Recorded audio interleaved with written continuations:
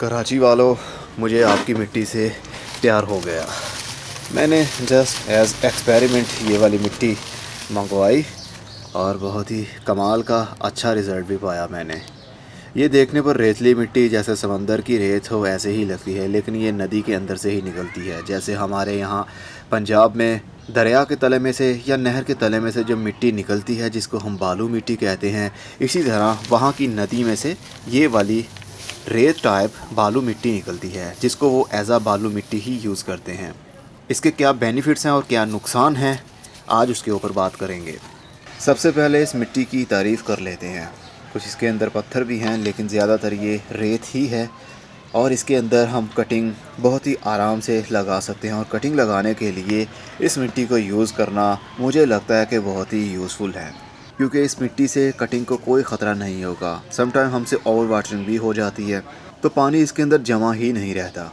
एकदम से नीचे से जो भी गमले के नीचे बॉटम होल होगा वहीं से वो पानी बाहर निकल जाएगा और हमारी मिट्टी ज़्यादा गीली नहीं रह पाएगी, हल्की सी नम रहेगी।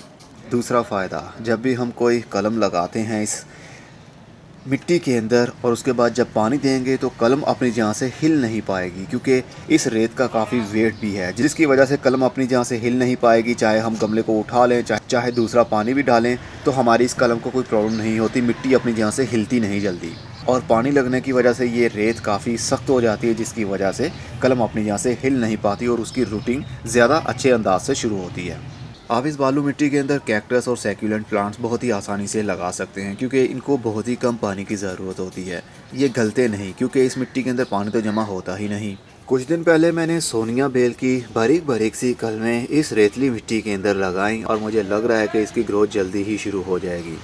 नॉर्मली जो हमारे पंजाब की मिट्टी है उसके अंदर इतनी जल्दी इसकी शूटिंग शुरू नहीं हुई जितनी जल्दी इस रेतली मिट्टी के अंदर हो रही है।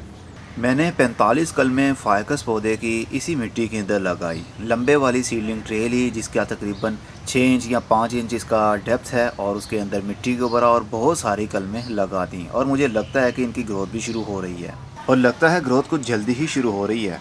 इन कटिंग्स के ऊपर मैंने वीडियो अलग से बनाई है, जैसे ही वो कंप्लीट होगी तो आप लोगों के साथ मैं शेयर ज़रूर करूँगा।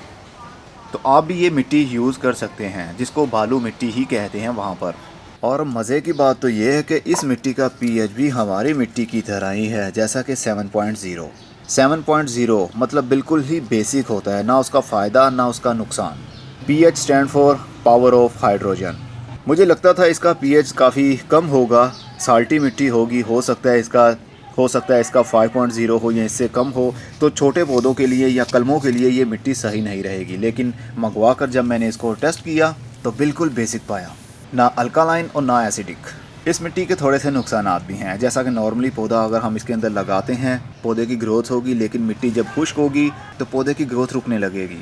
गर्मी के दिनों में ये बिल्कुल भी सूटेबल नहीं रहेगी हमारे पौधों के लिए, क्योंकि हमारे नॉर्मली जो बालू मिट्टी होती है यहाँ पंजाब की, उसके अंदर रोज़ पानी देना पड़ता है गर्मी के दिनों में। तो ये तो फिर रेतली मिट्टी है, इसके अंदर पानी तो स्टोर होता ही नहीं है। जैसे ही हम पानी देंगे 5 to 10% इसके अंदर स्टोर हो जाएगा और बाकी सारा नीचे से निकल जाएगा। तो गर्मी के दिनों में काफ़ी प्रॉब्लम भी हो सकती है। रोज़ आपको दिन में आई थिंक 2 मरतबा पानी देना पड़ सकता है। लेकिन मैं इसको पौधे शिफ्ट करने के लिए यूज़ नहीं कर रहा, मैं सिर्फ इसको यूज़ कर रहा हूँ कलमें लगाने के लिए। इसके अंदर आप बीज भी लगा सकते हैं लेकिन बहुत ही बुरा रिजल्ट आप पाएंगे इसके अंदर, क्योंकि ये रेत है, ये पथरीली मिट्टी है, छोटे छोटे से पत्थर हैं।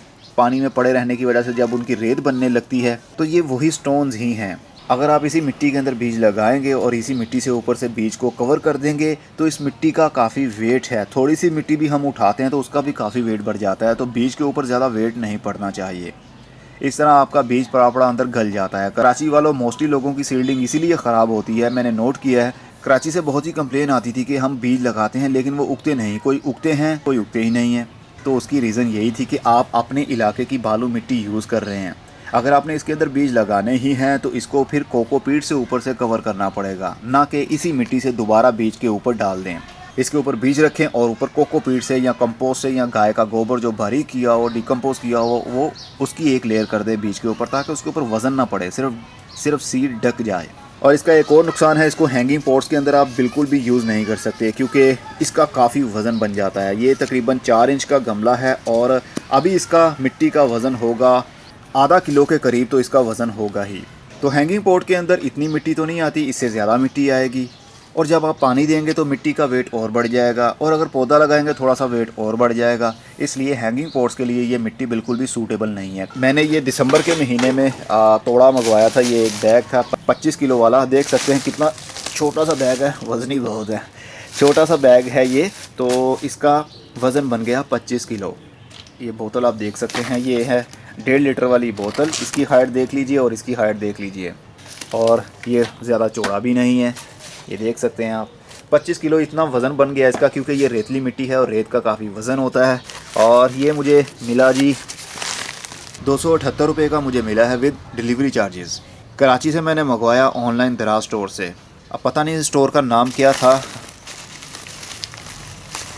मैं उसका लिंक दे दूंगा, क्योंकि मैंने 2 बैग्स और मंगवाए हैं 25-25 केजी वाले। मतलब 50 केजी मेरे पास एक्स्ट्रा और आ जाएगी सिर्फ कल में लगाने के लिए। जब ज़रूरत पड़ेगी तो मैं वही मिट्टी यूज़ किया करूँगा। आप भी मंगवाना चाहते हो, ये देखिए ये सिंध लिखा हुआ है। सिंध की, आई थिंक सिंध से आई है ये। कराची और सिंध वहाँ पर एक ही मिट्टी पाई जाती है, जो कि ये वाली आपको दिखाई मैंने। तो आप भी मंगवाना चाहते हैं तो वहाँ से मंगवा लीजिएगा। मैं उनका लिंक दे दूँगा, उस स्टोर का लिंक दे दूँगा। काफ़ी सस्ते में मिल रहा है हमें 25 केजी। लेकिन पौधे लगाने के लिए आप यूज़ मत कीजिएगा, नहीं तो 25 केजी आपका एक ही गमले के अंदर चला जाएगा।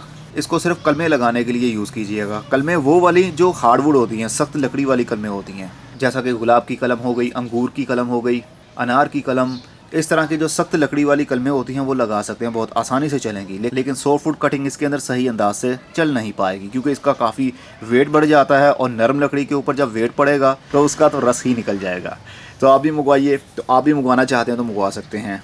अब मैं चलता हूँ, खुदा हाफिज़।